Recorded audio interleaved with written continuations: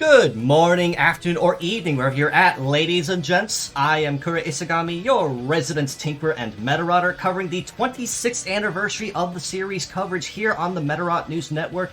And boy, oh boy, did they really let loose a lot of really juicy information this time around. Not just stuff related to the game, and of course we did get a very fancy new King Lion type model, as you see here, but they really didn't focus a lot on the game coverage this time around, and more a recap essentially of what was actually talked about and brought up and even highlighted through this previous year between the 25th anniversary and the 26th this year. But before I do get ahead of myself, because we have a lot of stuff to cover between stuff related to Medarot, game-related, and community-related news, I have one really big surprise for you guys. And if you have been following me on Twitter or even on Discord the last couple days, I've been absolutely chomping at the bit wanting to reveal this without actually hinting anything. And when I said it was big, well, I kind of wish I had an ear on the inside, you know, with Imagineer, with producers on, but unfortunately I'm not that lucky. But I have the next best thing, and I have something very special for you I think you all will absolutely love and appreciate with me. And allow me to introduce my very special co-host with me here to have on the show with me on the Medarot News Network.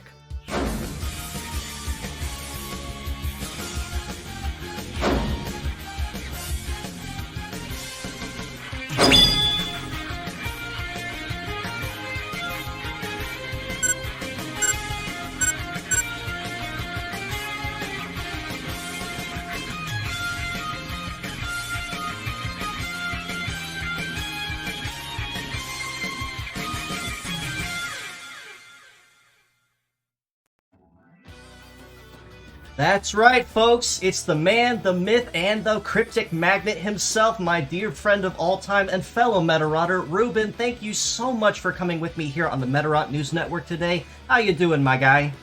I am doing pretty well. Thank you so much for having me again. It has been way too long, but I've been looking forward to the moment to represent myself once more. Indeed. It's been actually over 2 years since I last had you here on the show with me. And I had you as a guest host, I think, within my first not even 5 episodes or so I had you on. And I think that was about the same time that the first run of the Omega Sisters collaboration first took place, wasn't it?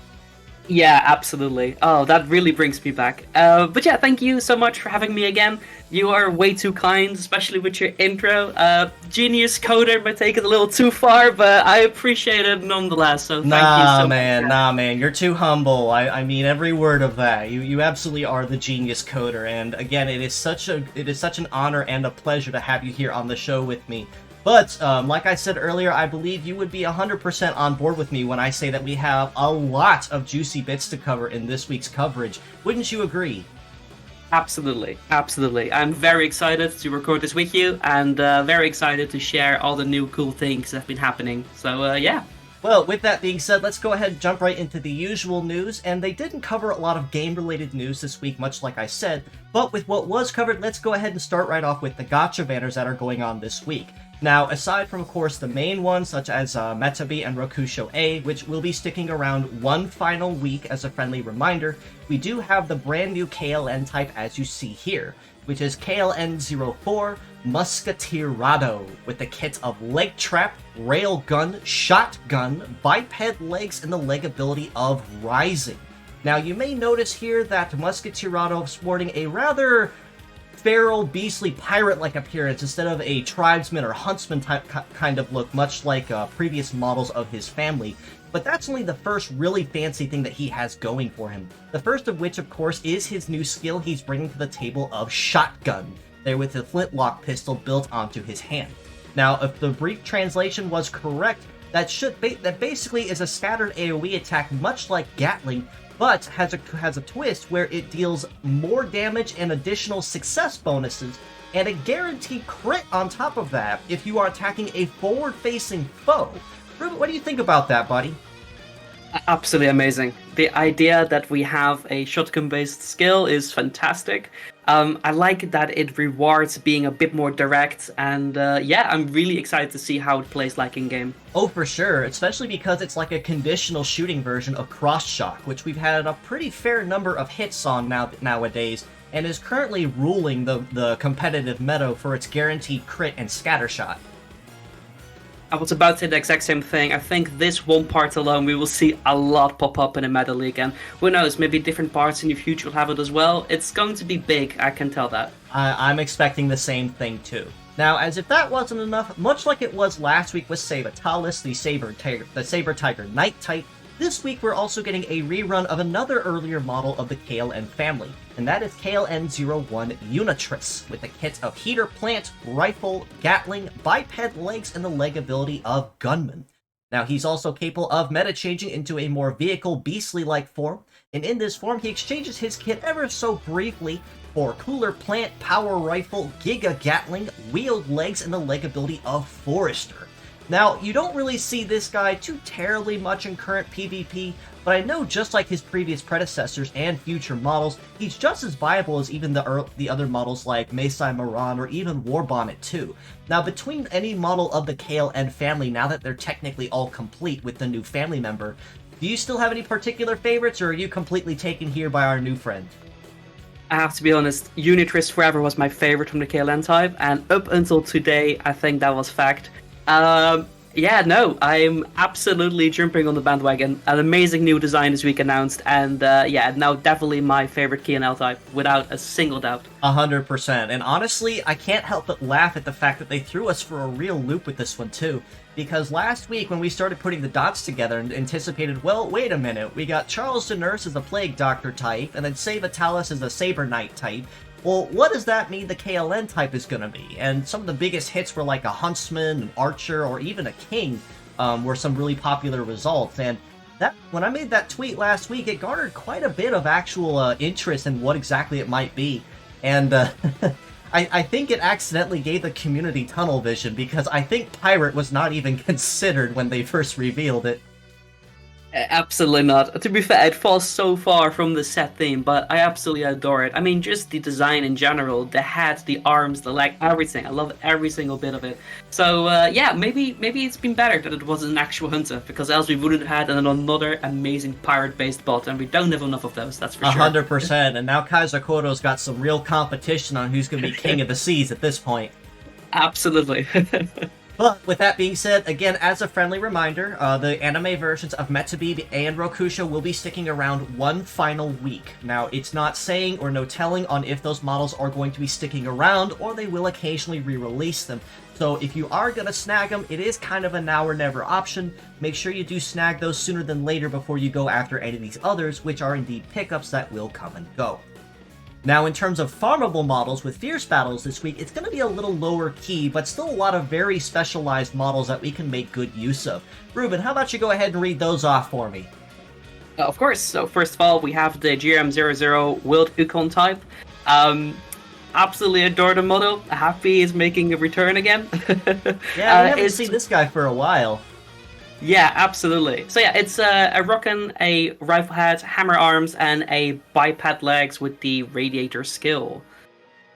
It's honestly still a very good, well-rounded, and rather chunky model that anyone can make use of decently well if they know what they're doing. And especially now with Silent Leader being implemented as a mechanic in Medarot S, hammers and any kind of AoE skill now have suddenly a lot more variety and viability than they had ever before. So even if his arms are double heavy, and it is something you have to consider, it is still something to hold on to, even just for the sake of having the parts on hand.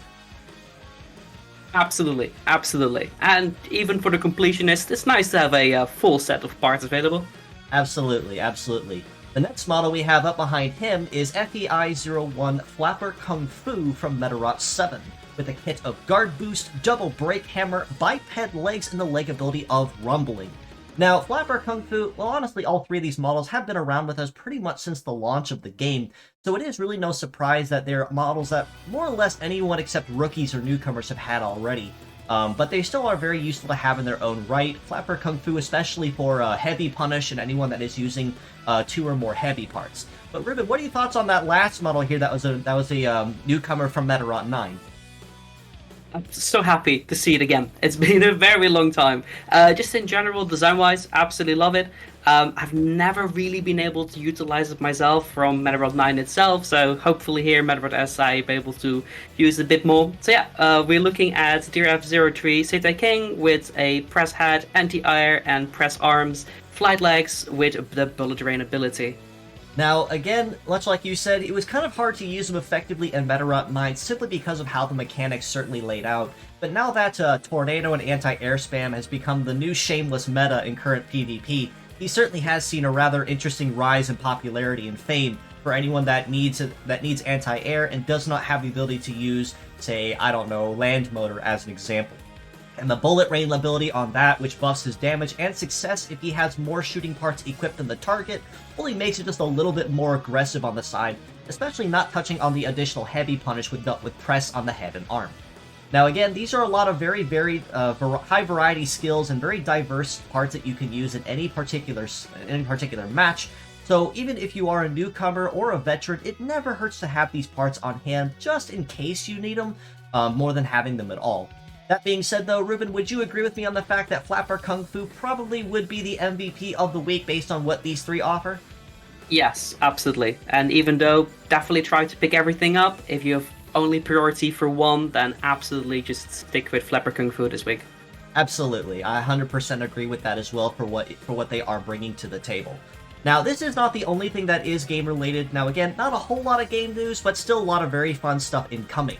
The next of which, of course, is much like it has been in previous weeks with Karen-chan, Kuji, and now Victor has his turn with a specialized daily dungeon, daily missions, and a limited-time super invasion. Now, much like it was with Karen highlighting the Nurse series and Kuji with the Saber Tiger series, Victor will be highlighting the King Lion series with Warbonnet, Unitrice, and the new Musketeerado with specialized rules for a limited-time profile banner as you see here. Now, if they are following same rules as the previous 2, it's probably going to be a very easy and relatively forgiving super invasion. Just some buffed armor and some overclocked enemies. Nothing really that you have not conquered already. Just in general, Ruben, what are your thoughts on the super invasions as of recent, compared to how they compared to the collab or event only ones and how forgiving they are? I kind of like that they seem to be definitely turned down a little bit in difficulty, just in general. It makes a lot more just easy to pick it up and spend time on it without having to properly spend hours, in my case, trying to go on through. It makes it easy to pick up and, in my opinion, fun. And in the end, that's what you want. Absolutely, and especially because these are limited-time super invasions that will be ending roughly next week, about the same time that Metebi and Rokusho A disappear as well. It is nice they made these much more forgiving so people can go in with their own teams and not have to worry about putting anything specialized together or miss out on it because they couldn't put something together. Exactly. So yeah, good luck to everyone who participates, and yeah, please display your banners as soon as you can for all that pride. Absolutely, absolutely. Now, in terms of game-related stuff, there is only one other piece of news that was highlighted, and that's the fact that they did announce that starting today, going up until 12/15, so about midway through December, they are having a popularity contest going on with Twitter and a specialized forum. On this forum, you can vote for your 3 favorite models 3 times a day, no less, until that period. And the top 3 that come out of that contest will be added to the pickup banners as a specialized celebration. So if there's a particular model that you're missing or in desperate need of, and it does end up having the high popularity, you might just see it come back for a limited time to give you another crack at it. This can include bots like, say, Jackal, Gan King, Kaiser Beetle, or Imagine Kaiser. Ruben, are there any particular models you think that might be rather prominent, given the development of S and its aesthetics? To be fair, I've got no idea where this is going to go. I can imagine that some people will vote for just their favorites that might already have had multiple reruns or might all maybe a bit more easily accessible, or if people are going to be a bit more strategic and vote for the ones that they haven't had. I've got no idea what's going to come out of this. I'm going to keep a close eye on this. Yeah, definitely voting for my favorites, but absolutely personal picks for me. Yeah, no strategic 100%. planning in mind. Let me guess, would Gothic Maiden Croit Bison be in that list of yours, or am I reaching here?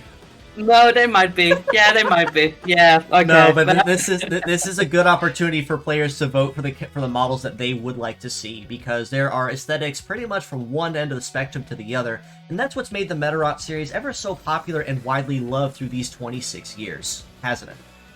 Oh, absolutely. I mean, in the end, that's what got me into the series as well. You're able to make a team, and then you're further able to customize it, and they already have these wild area of designs.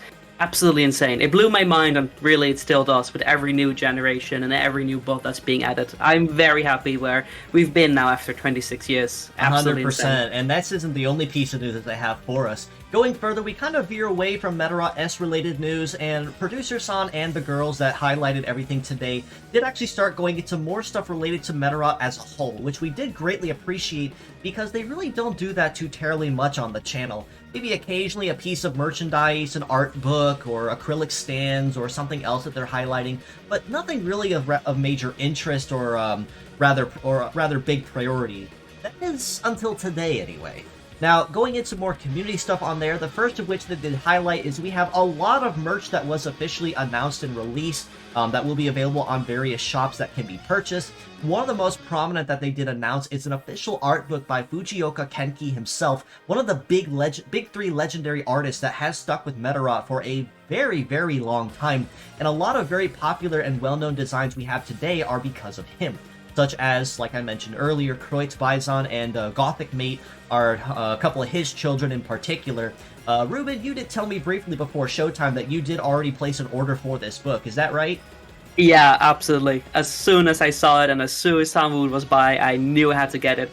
For just these amazing designs. The previews you can view online are super exciting. Yeah, and I cannot wait to get my hands on it and have a proper look as well. Definitely some of my favorite designs by him, so I'm just really excited to see what happens. It should be noted that it's not just only Metabots, it also has other creations that he's made throughout his time. So yeah, just expect a lot of variety and other very, very fun designs. A lot of Gundam, I think, or Gundam related would be probably in this art book, you did say as well, right?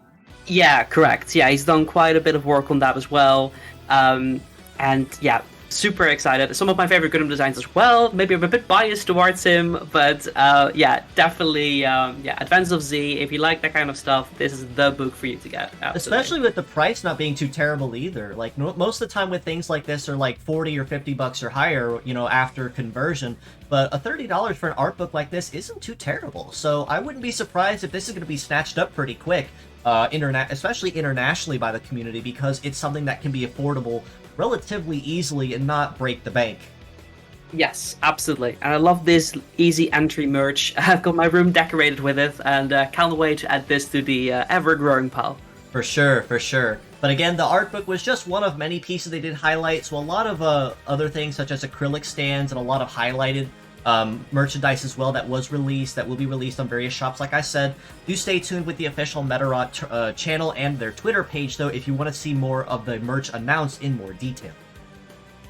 Now, in addition to this, they did also highlight that every volume of the Medarot Reloaded manga, which has officially had its the end and close for a number of months now, is going to be officially available as digital downloadable ebooks going forward, starting today, 11/28 at time of recording, for ease of access for its audience. Now, for our Western audience, this unfortunately means that they will not be translated, but worry not, we would love to actually put a team together and work on translating these chapters officially. We do have, or at least rough screenshots anyway. These will probably be a whole lot cleaner and definitely going to be the more desirable if we do see this project forward. But we would love to see this as one of our completed translated projects, so that we can understand the story as well of Kagami and Metabi going through the story. Have you ever had a chance to check out any of this, Ruben, or is it just mostly the highlights of the bots that were introduced? The highlights of the bots are an amazing section. I got to about volume 4 when my very minimal Japanese start to fall apart. So I too am looking forward to properly finding out, because what I've read so far is very, very interesting. It's a fun take on the usual formula, and I'm super excited. I just hope that if this goes well, they might consider a physical release, a paperback release, or anything like that, because I need these so badly. Absolutely. And one of the big things that made this series rather popular and stand apart is the fact that they did make a specialized version of Metabi and Rokusho.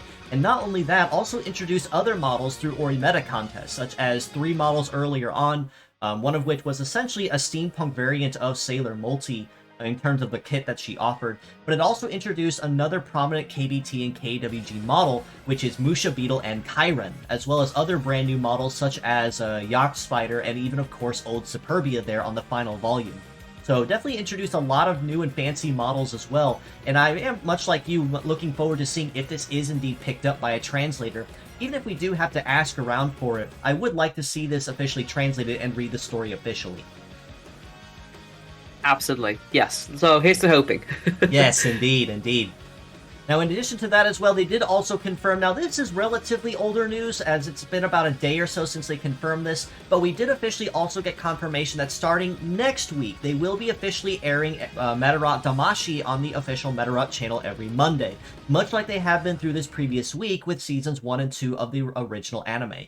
Now, Ruben, you and I did talk about this ever so briefly before things got started, and the opinions and feedback of Damashi has been rather, how do I put this nicely, mixed, haven't they? Yeah, underwhelming, I'd say. Yeah, sadly, it had such an potential. I'm not saying it's bad, absolutely not. It's still a very enjoyable watch and an episode a week. If you can follow along, do that, because it's super cool still, and some of the very, very strong Medarot designs in this series. But yeah, compared to its predecessor, it doesn't hold up a candle. No, for absolutely sure. not. Now, like I said, I was kind of on the fence for it, so like if they decided to air it, that'd be 100% fine. It would give them more content to introduce in Medarot S, such as, say, Frontline, Message, or other models that were not introduced yet from Medarot R, the early days. So I am looking forward to possibly seeing them make official returns as well. But on the other hand, if they decided to rather just, call it at the end of episode 52, I would have been 100% okay with that as well and not really blamed them. Yeah, absolutely. And speaking about that, I think it's super interesting that we already have almost the entire anime roster in Medarot S as is. So I'm hoping for the last few ones to be added soon as well, so we can say that everything that's in the anime, at least the first seasons, is accessible, and that will be very exciting. Absolutely, and especially given how about a month or so ago, they introduced a bunch of models from the World Row Battle Championship, like all at once, no less. Boy, that was a busy week for sure. Empress Patra, Teki Momura, and 5 spotlights on top of that. So they really knew what they were doing lining up for this anniversary. Yeah, absolutely. And I have to be honest, so far, I think this has been a really good anniversary when it comes to content, just in general. And not just the day itself, I feel like a lot of its shine has been the days and the weeks leading up to. It's fun to see momentum in this series and see them really trying hard to polish something, which I appreciate. Absolutely, for sure. And it's nice to see that the future of Medarot is still looking very bright, but that's another topic that we're going to touch on in just a few moments. But moving forward to keep things along, we did also get the official first look at the official Orimeta contest winners that they have been holding on Twitter over the last about month or so. And I have to say, I am very impressed with all the designs they chose. Now, of course, because I did have submissions in there, it does kind of suck that they weren't highlighted as like honorable mentions, but that's a personal thing. But the designs that they did choose here as the winners are very, very creative ones as well. Ruben, what are your thoughts on the winners that they decided on? Yeah, amazing choices all across the board. Very, very strong, very diverse from one another, from really cool designs that is very cute to absolutely terrifying at the same time. Yeah, I'm a big fan of the range that we had as well. It's also kind of fun that it's not just bipedal bots, it's like nice and spread around. You got a tank floating, bipedal, super exciting. Yeah, I'm really happy with it. I was also really impressed with all the runners up that were being displayed on screen. They were lovely as well. And yes, I have to admit, I was waiting for yours to pop on screen. When it didn't happen, I felt very sorry for you. But... well, what can I do except maybe just submit them all next year? And just as a hint, I have been working actually with a buddy of mine. I actually have had an interest in wanting to develop Steam General's LCM series just a little bit more, so I may or may not have something ready for the next contest, who knows, but, you know, still would be nice. It is nice that they are still hosting contests more on the regular to allow more community feedback and engagement, and not just designs exclusively by the handful of artists that they always reach out to. Yeah, absolutely. I also just want to say this especially to you, dear listeners as watcher. Please check out Kura's amazing fan designs on this Twitter. They're absolutely fantastic, and honestly, I would not be surprised if one day they make a honorable mention or perhaps even a winner itself. So honestly, I would have been 100% fine with an honorable mention more than anything else, but I do greatly appreciate that. But on the topic of Ori Meadow winners, this is just one segment of two, because as a friendly reminder, in our community Discord, we actually have been hosting our own meeting up to the anniversary as well, going about a week longer than what the official Ori Meta contest was lasting. But winners have been officially deliberated on that one of the entries that we had, and I was a little bummed that we only had like 9 or so entries, and I was really hoping you guys would have knocked my socks off to the point I would have had to like put a whole new episode separately just to look over them all. But since we only had 9 entries, which is still great by the way, it was still very difficult for me to decide on winners. But I think I'm pretty confident in who I chose, and I think Ruben will agree with me with who we did decide on. Leading at 3rd place is our resident friend Navaldius with his Elementia design, a sorceress concept. What do you think about that one, Ruben? Absolutely fantastic. Yeah, when this was initially entered, yeah, I just love it. Everything about it is very cute. The set is amazing. The general design motif is amazing. The name is very clever, and I like it. Yeah, I'm just in general very happy with the entry. And I really like the RPG element that he put into there as well, with the background and the analysis with the different references to like different magic spells and whatnot. So I thought that was a really creative take as well to kind of help solidify the concept. Yes, absolutely. It's not just the design of the bot itself that's very nice, but also the way that information is provided to us with the little icons and the stats. Yeah, like you say, it really screams old school RPG, and yeah, it really sells the package well. Yeah, very happy.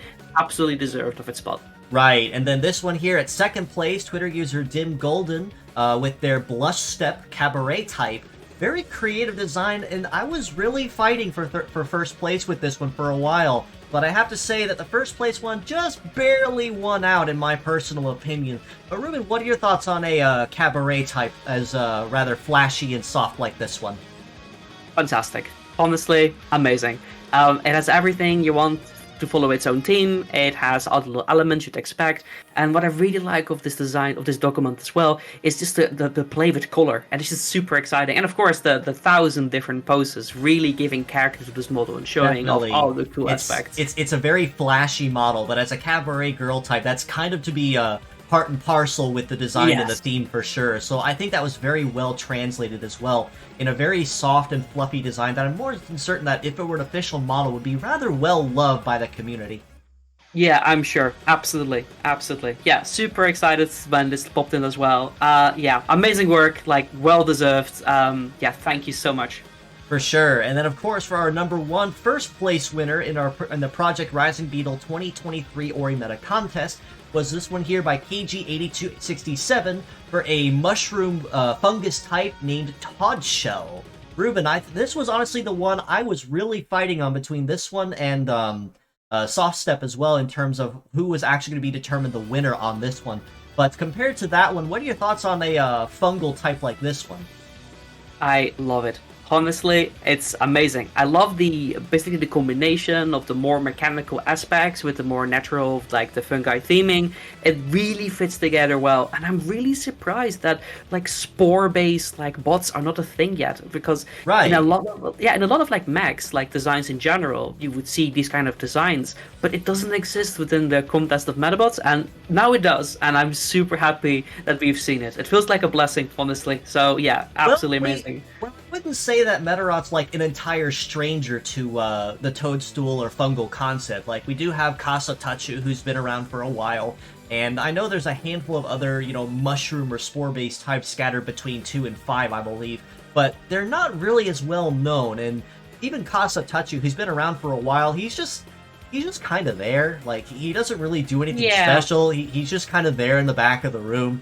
But this one, on the other hand, Todd Shell, he is very much so at the front of the stage. Very flat pastel-type colors with very contrasting accents with the green and the red. When Todd Shell's in the room, you are going to know it.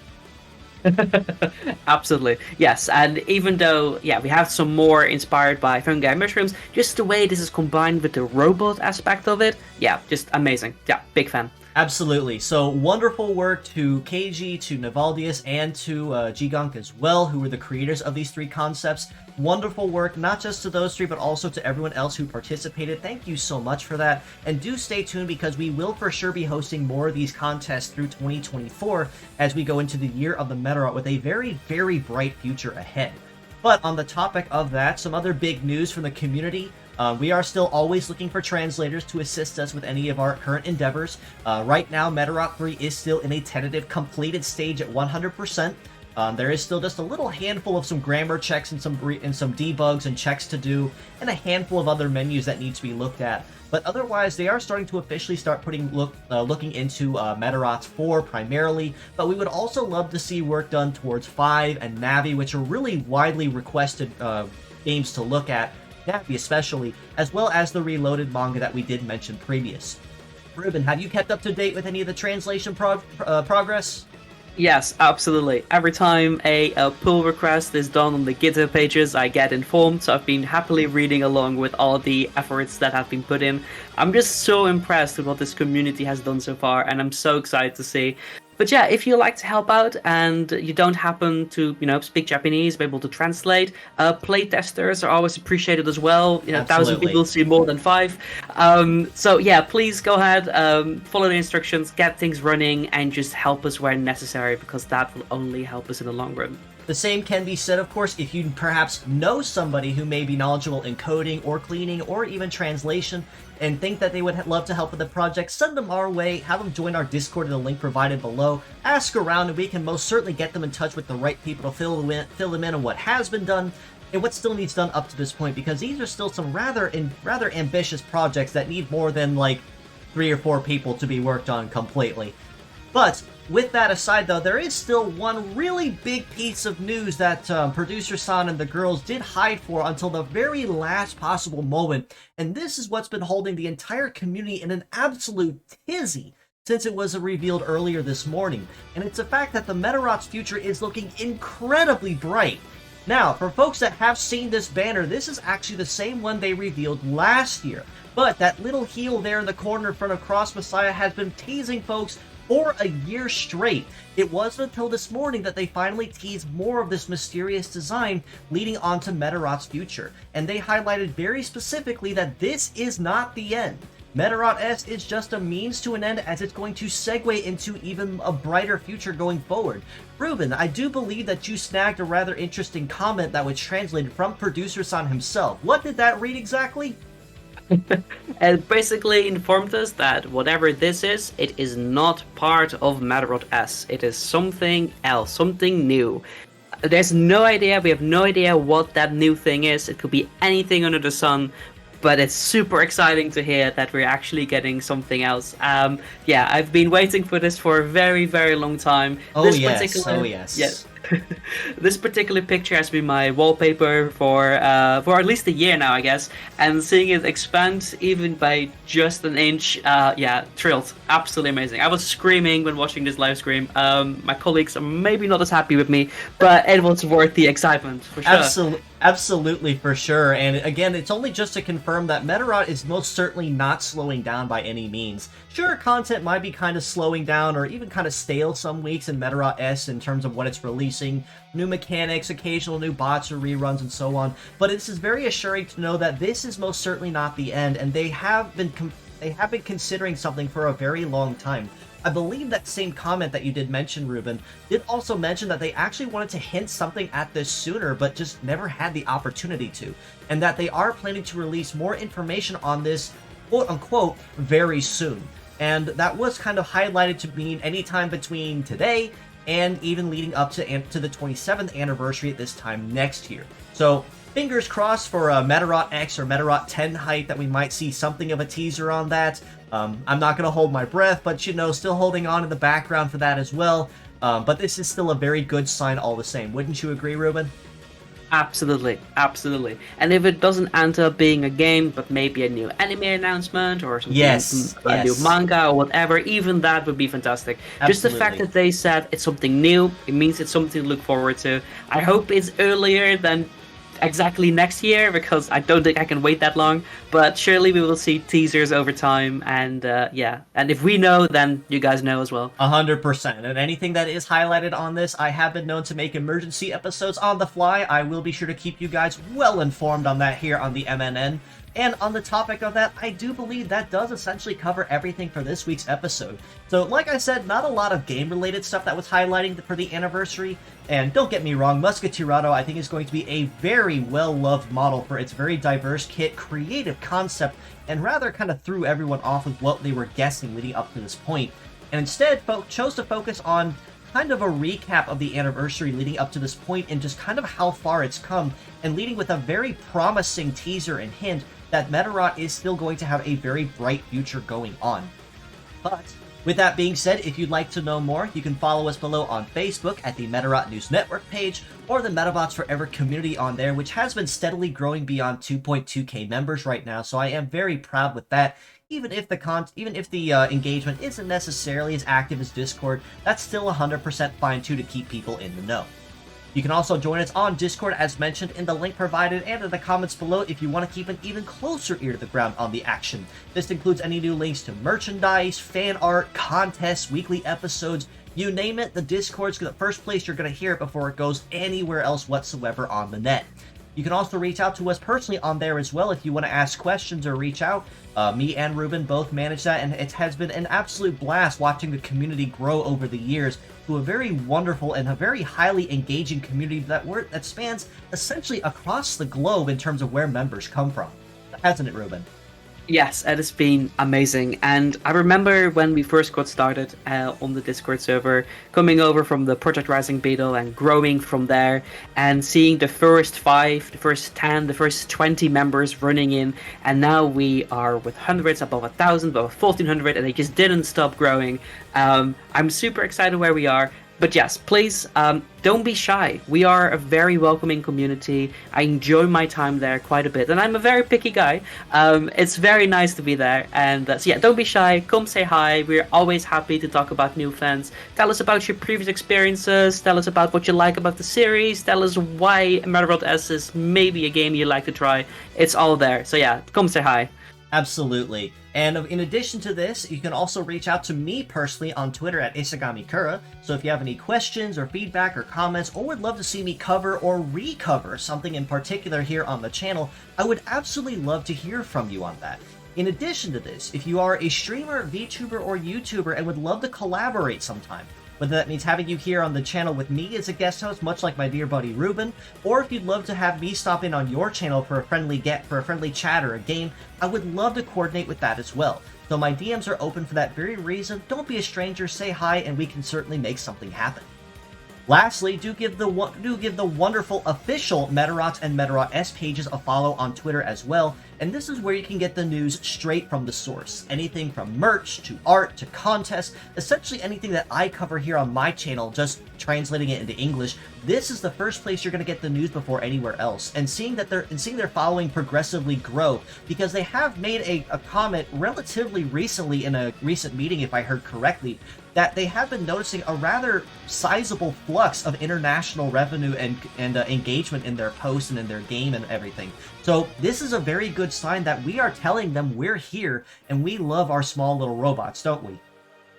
Oh, absolutely. And just getting them to notice us, there's so many of us. Before I used to joke and say there's dozens of us, but as we're way past that point, there's hundreds, if not thousands, of people that would be so interested in seeing this series bloom and grow the way it has. So yeah, give them a like, follow them, react on their comments, let them know how much you love the series, and I'm sure they'd appreciate it. For sure. But with all that being said, and before I do sign off, Ruben, I do want to take a very special moment and say thank you so much for stopping in with me here on the MNN. It is always a wonder and a pleasure to have you here with me. And just as a friendly reminder, if you decide to make this a more regular thing, there is always a seat at the desk for you anytime. Thank you, really do appreciate it. Hopefully that will be less than 2 years from now on. We will see how that goes. Thank you so much for having me. You've been a wonderful host, and yeah, thank you so much. Absolutely. And with that being said, as always, I do appreciate you all for stopping by, just as you always do, my dear friends and Medarotters, for this 26th anniversary. And until next time, this is your host, Kura Isagami of the Medarot News Network, signing out.